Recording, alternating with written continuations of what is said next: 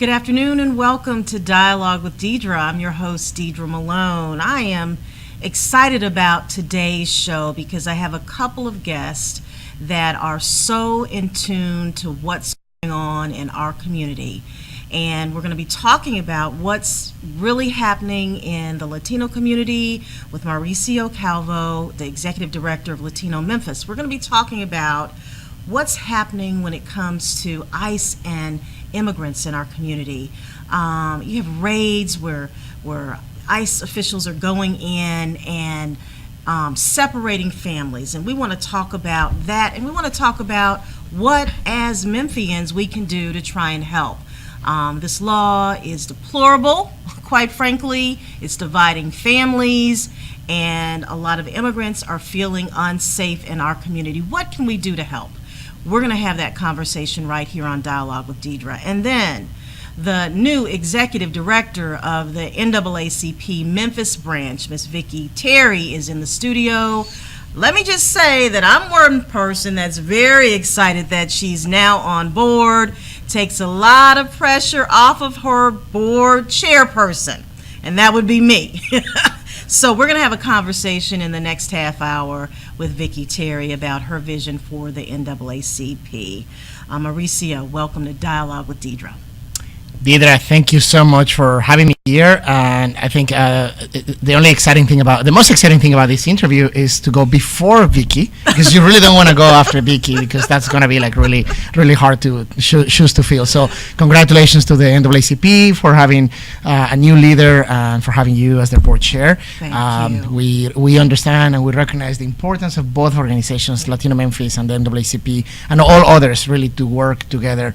We might be working from different fronts, but ultimately we all have the same goals: is to make our communities better. Absolutely, absolutely. And I think that there's strength in numbers, so whatever we can do collectively as organizations to try and help people of color, then we should do that. Absolutely. So thank you. What is really going on with ICE Right. in Memphis and Shelby County? So let me go back. I'm happy to explain a little bit what Please ICE do. means, because some of our listeners or viewers may be thinking, what does ICE actually feels good this time of the year, right? Yes. It does not. It doesn't. Right. So ICE stands for Immigration and Customs Enforcement. This is the federal agency that is charged with enforcing the immigration laws. Mm-hmm. I will begin by saying this. I think I recognize. I don't think I do recognize that we are a country of laws. I recognize that there are processes and there are rules in every society and every country and every jurisdiction. At the same time, I also recognize that there are just laws and unjust laws, as it has been said before. Right. And our current immigration system is complex, is outdated, and in many, many ways it does not reflect the values of us as a country, it does not reflect the values of us as a society, and it certainly doesn't reflect the needs that we have as community. So it is time to update, and it has been long overdue to have a comprehensive immigration reform, something that it's current. Instead of doing that, Washington has been pushing the football, Right. and it's really frustrating because we're using immigrants, aspiring Americans, and people who want to be in this country as a political tool to kind of use them to gain votes and to gain capital. So in the meantime, we're separating families, as you mentioned earlier. We're destroying lives. We're traumatizing communities without making our country any safer, without making our economy any stronger. And I'm happy to elaborate into that in the next, during this time. So that just as an introduction. Exactly, exactly. And so these federal laws, as you say, they're antiquated. Absolutely. I mean, I know the former president talked about immigration reform, was working on it, and now with the current administration, it seems like we're taking a step backwards. It doesn't seem like we But are we are. we are taking Exactly. several steps backwards in so many different fronts, right? And I'm so glad that we're not alone on this. But the science community, Exactly. the law enforcement community. I mean, really, it's just everything is looking really bad. Education front. Education. I mean, really. I mean, just we can go. I mean, how much time do we have? Really, it's back. But I tell you something that is interesting. As the administration gets more and more frustrated that they cannot get anything done, they will continue to turn to enforcing immigration as a way to tell that diminishing base, hey, I'm doing something. I am keeping a campaign promise. I couldn't build a wall. I cannot fix healthcare. I cannot fix education. I cannot fix any of these things, but I am cracking down on immigration. Right. So you mentioned the previous administration. Under President Obama, we saw perhaps the highest number of deportations in many, many years, and for a number of factors. But the difference was that President Obama had clarity and strategy on the immigration enforcement side. What that means, they were priorities. They were going after people with criminal backgrounds. They were going after people that many times were a danger to the community. This administration has opened the doors to say everybody's a priority. So when you start doing that, you start making a mess, because again, this is a very complicated issue, and I'm happy to take any questions and clarification on this. Let me say this: people who have broken immigration law are not criminals. Right. I'm not saying that. This is not a guy with an accent who leads an advocacy group saying that. It's a fact. I mean, unlawful presence in the United States does not constitute criminal law. So immigration law is an administrative law. It's not criminal law. Okay. It can be criminal consequences breaking immigration law, but the simple fact that you're in the United States illegally does not make you a criminal. And I'll give you an example. So, for instance, state law requires that we should have car insurance, right? Does everybody have car insurance? Well, no. No. And in fact, I will argue that communities of color and communities that live in poverty may not have car insurance. Is that because it's a bad idea? No. Is that because they don't want to do it? Well, no. Sometimes they cannot do it for a number of reasons, because it's too expensive, because there are many barriers on having that insurance. Well, you are in default of a state law. Right. That doesn't make you a criminal. Right. The consequences of not having insurance is a ticket. Right, it's a fine, it's something. So something similar should be the consequences of breaking immigration law. I mean, this notion that we separate families, and the complexity of this is that Latino families, for the most part in Memphis, are in a mixed status. You may have a father or a mother who may not be in the country legally, but then they have children that are U.S. citizens. Here. Absolutely. And we allow this to happen because we needed labor, and we needed, I mean, it's something that we have always done as a country, allow immigrants to come here.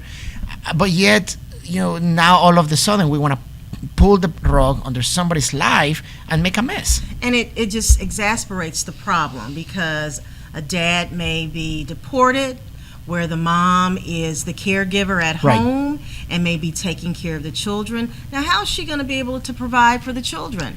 I mean, it divides families, and it's just not good. It's not good law. So what do we do, Mauricio? What do we do to try and help? We have the elected officials that we have right now. Sure, okay? sure. So, but what are some of the things as citizens we can do to try and move the needle back, or move the needle forward in terms of trying to help these families? Oh, absolutely. I think there are a lot of things we can do, and the worst thing that we can say is there's nothing we can do about it. Right. Well, first of all, immigration law is a federal law. I mean, the most important thing I think we can do right now, working in two fronts, working with the community. What we have been doing is explaining people what the rights are, providing legal representation. I mean, really, it's at the grassroots level, at the community level. It's extremely important that people know, again, what the rights are, how the process works, and have access to legal representation. At the policy level, we need to be a stronger voice and a united voice and a united front. as it has been said before, that injustice for one is injustice for all. Absolutely. We have. We have an election coming up in 2018. We have, and I think right now, even before the election, is an important moment for people to call their Congress people and their state senator. The federal senator, and say this is unacceptable. Right. We have to fix these issues because they're not making our communities any better. Locally, we have had a good response from local officials. I have to applaud the work the Memphis Police Department did in the last couple of weeks. They were not part of this operation, which was great. I spoke with Director Rawlings multiple times, and he has been a tremendous presence of inspiration and support. There will be times where the immigration law enforcement and police will have to work together. But this type of raids, this type of operations, MPD is not being part of that, and we cannot be more thankful to them than I'm just personally extremely thankful for that. But there are a lot of things that we can do. We need to continue to bring to Washington people that will eventually bring a solution to this mess. And just what people did in the last 2 weeks, knocking on doors. Just imagine just law enforcement officials knocking on your door at 4:00 in the morning without a warrant.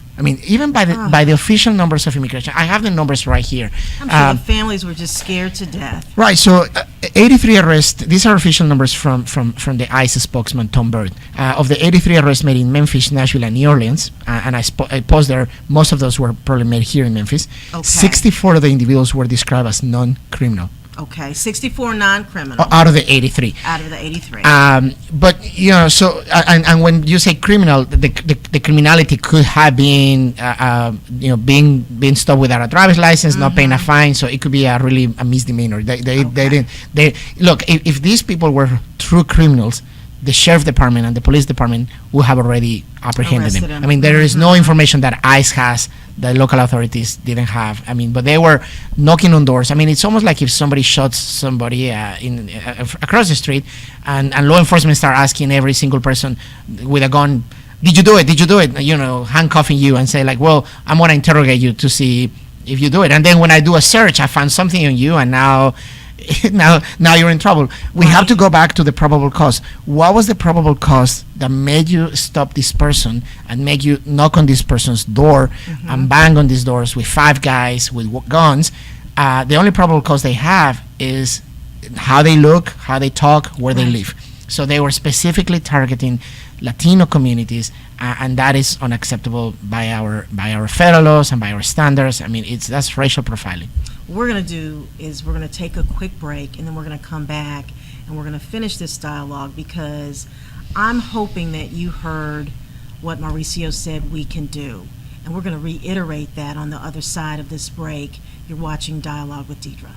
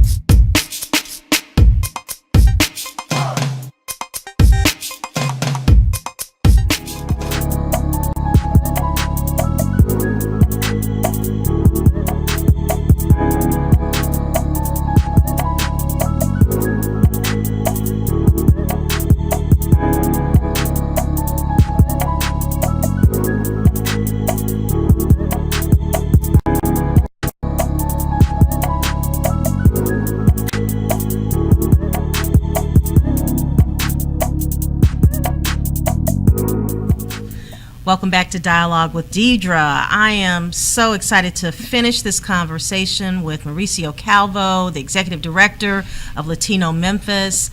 I just want him to reiterate what we can do as Mid-Southerners to help. We can contact, I know he mentioned we can contact our federal elected officials, and in this area, that would be Senator Lamar Alexander, Senator Bob Corker, our Congressman Steve Cohen, and who else, Mauricio? David Kustoff. That's right, I keep forgetting about David. Congressman Kustoff.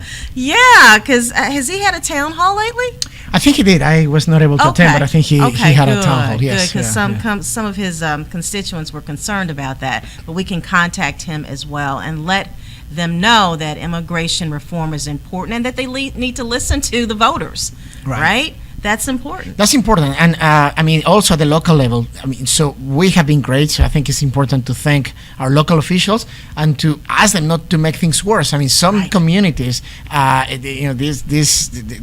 are, I mean, you hear the sanctuary city versus the non-sanctuary city. I mean, Memphis is not an officially sanctuary city, but in a lot of ways, it is a really good city for immigrants to live in.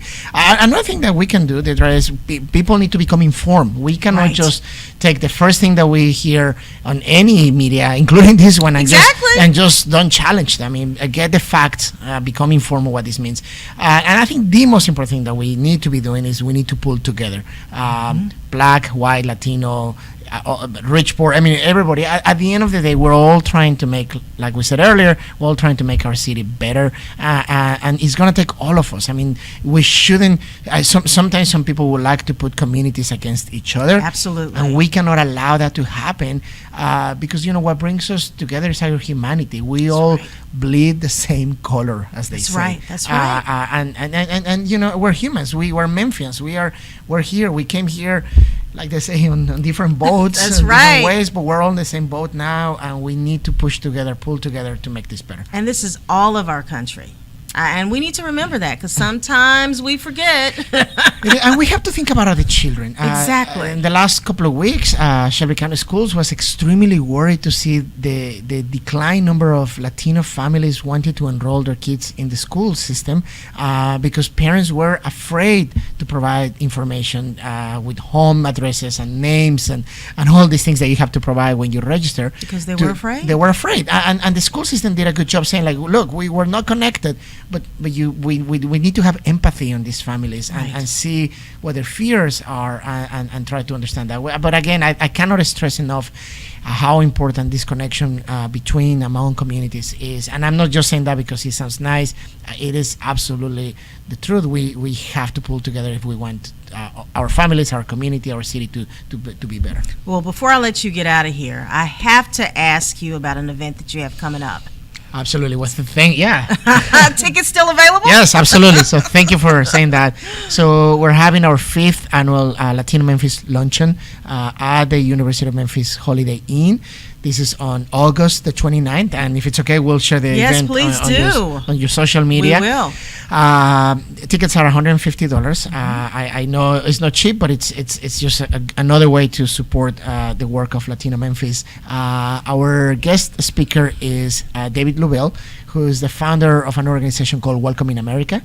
But we're also, I mean, look, this is not your typical chicken and vegetables luncheon. It is it's super fun. We have all kinds of entertainment. I mean, it's really it promises to be an inspiring, entertaining, and hopefully energizing event. I mean, I think you will not regret it. I think what the most important thing I want you to take away from what he just said is it's going to help fund their programs. And we want to support Latino Memphis. And so if you want to support Latino Memphis, buy a ticket, attend the luncheon, and learn and get involved, right? Absolutely. So latinomemphis.org. You can find us on Facebook. You can find us on Twitter, on our website, and you can get information about the event there. Perfect. Mauricio, come back anytime to dialogue with Deidre.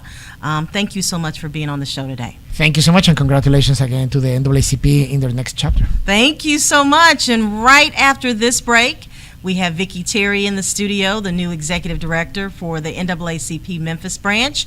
She will be here to talk about her vision for the organization. A lot's been going on the last 3 weeks or so, and Vicki's been right in the thick of it. So we're going to talk about that. You're watching Dialogue with Deidre. We'll be back in a moment. Gracias. Thank you.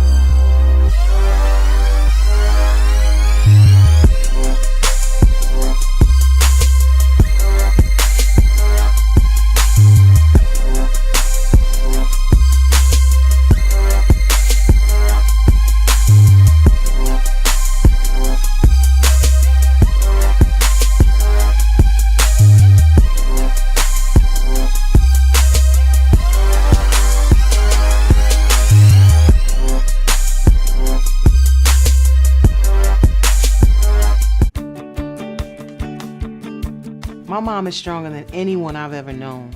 Growing up when life got hard, her strength helped pull us through. Even after her heart failure diagnosis, she remains stronger than ever. My family's support keeps me strong. Together, we're rising above heart failure. Heart failure doesn't have to steal your strength. For simple steps you can take to help prevent, improve, or manage heart failure, go to riseabovehf.org.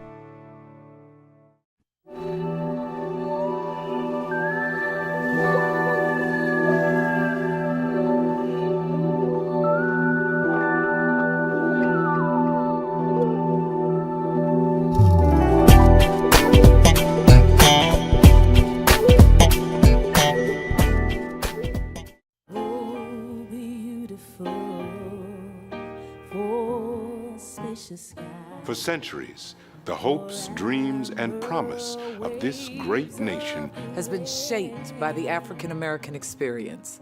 Now comes a museum to honor this legacy.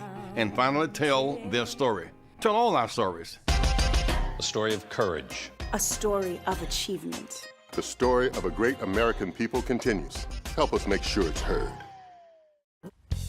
Hi, I'm Venus Williams. You know, I heard recently that the two main reasons for not getting an annual mammogram are limited access and fear. I know that there are low cost and even free screenings at some hospitals and clinics, and I've even heard of mobile mammogram units in some areas. Talk about service. Look, I know getting a screening is not as exciting as shopping, but life is for living. So take the first step to breast health. Get the mammogram. For more information, please visit breastcancerawareness.com.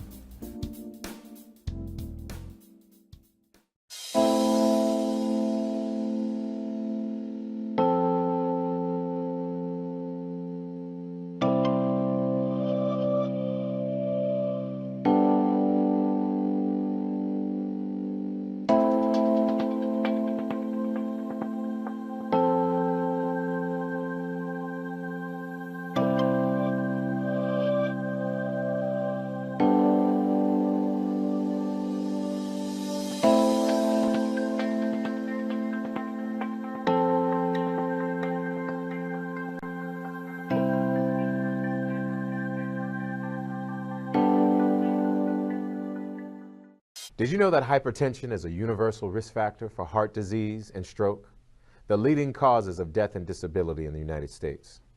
You can reduce your risk by remembering 3 words: check, change, control. The American Heart Association wants you to take control of your heart health with the help of the Check, Change, Control program, a free online health management tool available at heart360.org. It's free, it's easy, and it's up to you to take control of your heart health. Find out more at heart360.org.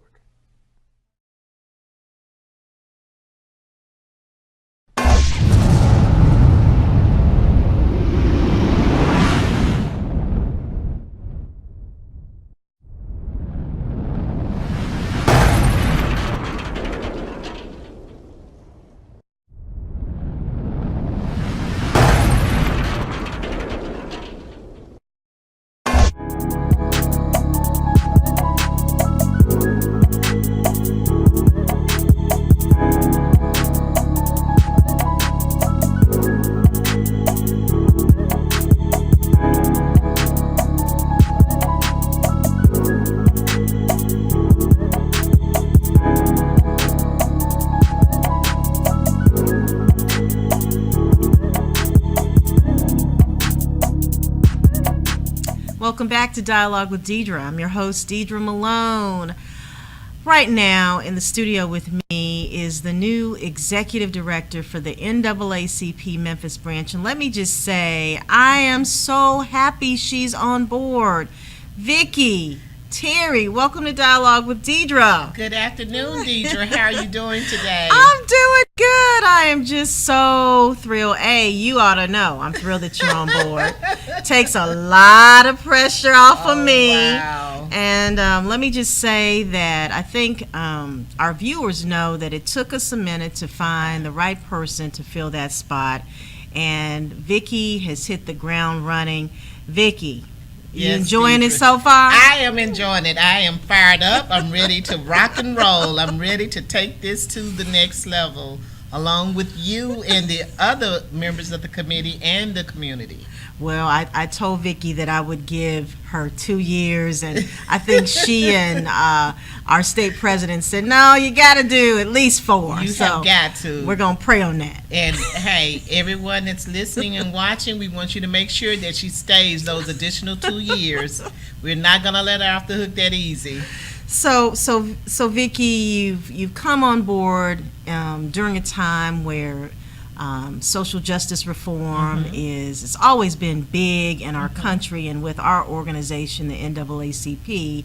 But with everything that's happening in the country today, when we think about 3 years ago today, Mike Brown was murdered in Ferguson. Right. Today's that anniversary. That is it. 3 years ago. 3 years right. ago. Yes. And so that was one of the incidents that really started our country on the trajectory of really fighting back, saying, whoa, we need to really start looking at this again. And so I know the National NAACP, this is one of the things that you've been talking about this last week or so. What position have they taken on some of the things that are happening in Missouri right now? Well, you know, the travel ban that was issued a few weeks ago, and I think this is kind of tying into it with what has happened in the past in Missouri. Not only with Mike Brown being killed 3 years ago, just recently, I think his name was Torrey Stanford. That's right. Who was driving through Missouri, got turned around and ended up in a jail cell. He wasn't arrested, but he ended up dead in the jail cell.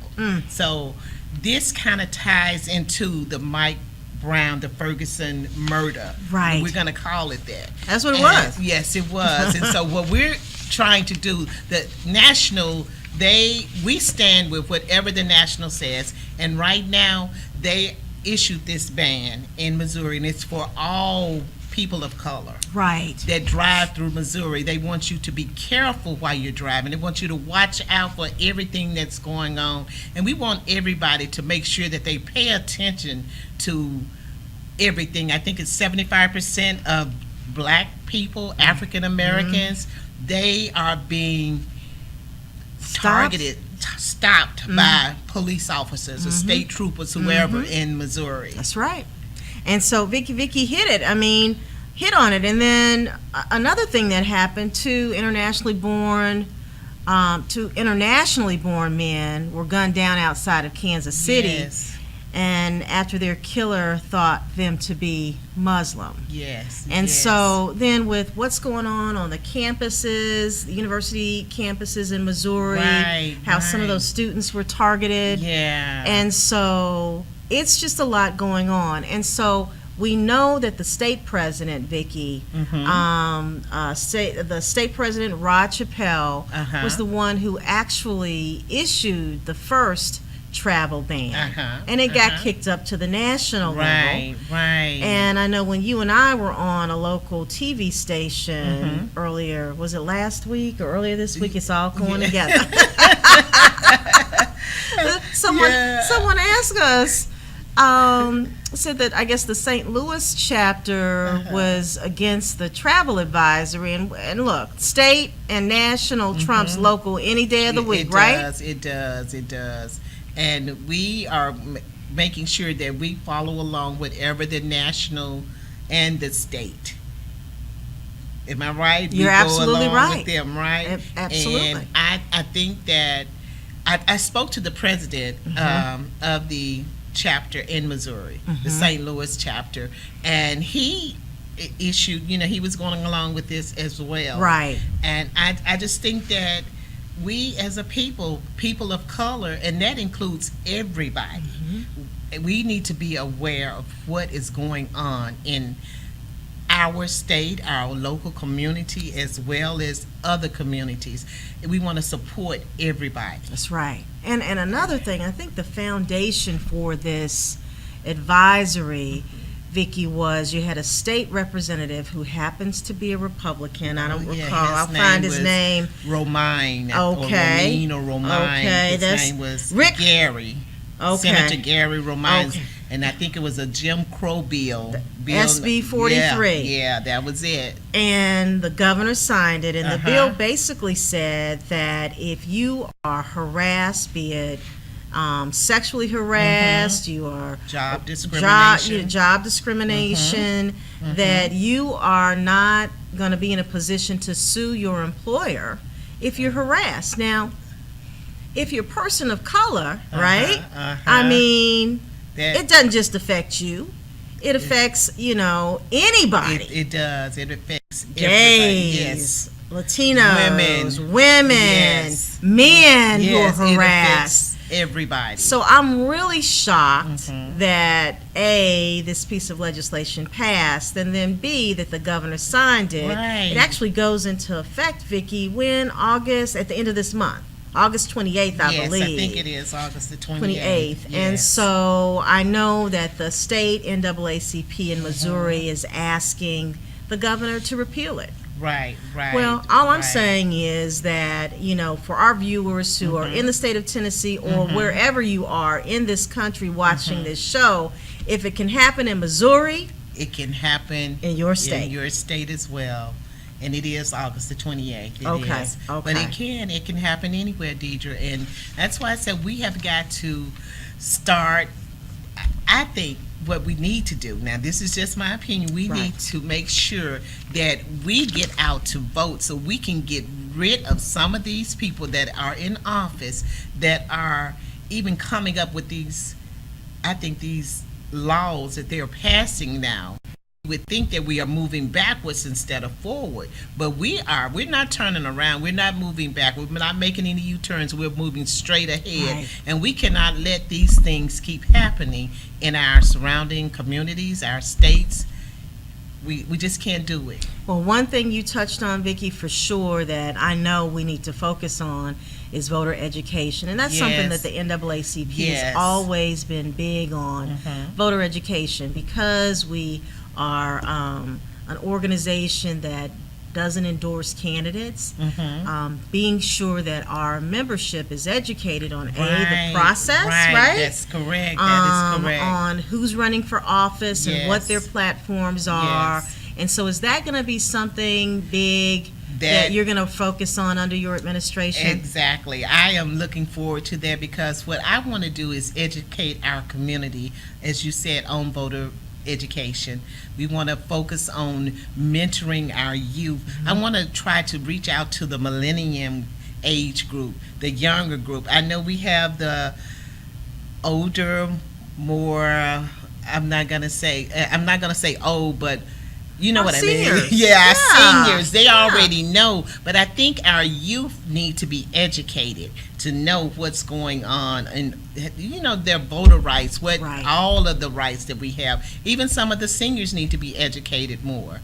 I'm also want to focus on programming, corporate sponsorships. I want to make sure that our youth know that they can have social and entrepreneurial skills, things that are going to help them in this day and time. Vicki, when you were at the national convention in Baltimore, what was, if you had to say the top 3 takeaways from that convention, what were they for you? And I can tell you what they were for me. Well, the top 3, I would say I learned so much about the NAACP while I was there, things that I didn't realize, I didn't know. And what we want to do is, I want to do, and I think they want to do, is make sure that we keep the dots connected. We bring the foundations of the churches back, the organizations like the sororities, the fraternities, all of these different groups. We want to make sure that we're connected. It's not just one, it's going to be a team where we connect the dots, where we're partnering with other like organizations. And I want to make sure that the NAACP is there with them. I want to make sure we partner with them, and together we're going to make this happen as a team. And I think it's about teamwork, not just the NAACP. Now we've got to make it happen together. So my takeaway was that we have a lot of work to do when it comes to criminal justice reform. Oh, yes. And that on a national level that we need to be engaged, but even more so on a local level as well. Another takeaway was Memphis is known for shining when it comes to membership and programs. Yes. And so from the time when Maxine Smith was the executive director, Johnny Turner was the executive director, Madeline Taylor was the executive director. You know, now your challenge as the executive director is to take it to that next level. Yes. And then another takeaway for me is, like you mentioned, with our youth. I mean, you know, we normally go to nationals and we bring home the gold and the silver. And we did that again this year. Yes, we did. We came home with 2 silvers and 1 gold. Right, so right. we're excited about our youth council. Well, AXO. AXO is the one that bought these trophies. Next year, we want to make sure that we get our youth council involved as well. And another thing that I noticed is that we do real well on the like just say in the entertainment categories, painting and drawing and you know, music. You know, but one thing that I saw from AXO was they now have categories that deal with entrepreneurship and STEM. And so I'd love to see some of our students and our youth here in Memphis participate in those categories. We have young people like Mose Bose, who is a great entrepreneur on a national level now. You know, and just imagine if he participated in, you know, an AXO. We'd bring home the gold for sure. We would definitely bring home the gold. And we've got a lot of talented youth in our AXO program. We do. And then we were very proud of them, of course. Well, let me just say, I know that we were fortunate enough to have our state conference president, Gloria Sweetlove, in Memphis yesterday, as well as the chairman of the national NAACP, Leon Russell. Walking through our poor headquarters in downtown Memphis. And so if you want to say something, Vicki, to our viewers about how they can help and how they can join the Memphis branch, what do you want to share with them? Please, all of you, if you're not a member of the NAACP Memphis branch, I would love if you would just call our office. The number is 901-521-1343, or drop by at 588 Vance and pick up a membership form. Become a part of the NAACP Memphis. It's $30 a year, and that's for a year for membership, $10 for youth. And I would just like to say, please become a part. This is what is going to help us support the community. You becoming a part of the NAACP. We have our membership drive coming up. I think it begins in September. And we are looking forward to, as I said, taking the Memphis branch to the next level. But we need your help to help us do this. So again, come by, stop by, and become a part of the Memphis NAACP. Well, I want to thank our new executive director for the NAACP Memphis branch for coming on Dialogue with Deidre. I am so happy that she is on board. You will see me smiling a little bit more when you're watching Dialogue with Deidre, because Vicki is now on board. Thank you, Deidre. And come back anytime, Vicki, to talk about what's happening with the organization, the issues that we're facing in the community that the NAACP is going to tackle. And I know you'll come back real soon when Nationals coming back to Memphis to talk about our position on charters. Right. Okay. Thank you, Deidre. Thank you so much. And thank you. I appreciate all of you. I appreciate your support. And as I said, become a member of the NAACP. So we're not going to take a break. I'm going to close out here with a couple of things that I just want to share with you. Vicki mentioned it now. Don't talk about our website, the NAACPMemphis.org. We are in the process of redoing our website. Okay. Vicki and her team's working on that. But check out and join our social media platforms, right? But Yes. before we get out of here, there is an event that's coming up, and you know, I like my wine. Okay? Can you see this, Eddie? Can you see this? Yeah. All right. Oh, thank you, Megan and Eddie over there. Vintage 901. You know, we had our first inaugural event in March, and it was a 3-day weekend, and it was a total success. So we want to keep the brand going all year long. In March, I had Lori Forrester, who is the wine coach. We Skyped her in from the East Coast to talk about the event. We're bringing Lori back to Memphis for 1 day for the Vintage 901 Low Country Seafood Boil. So tickets are very reasonable, $50 a ticket. But if you want to be a VIP, and I think most of the people who are watching my show already think that they're VIPs, right? So if you want to be a VIP, and all that means is that somebody will actually take care of you at your table. They will pour wine for you and get your food for you, and not be like me, you know, having to go get my own wine and my food.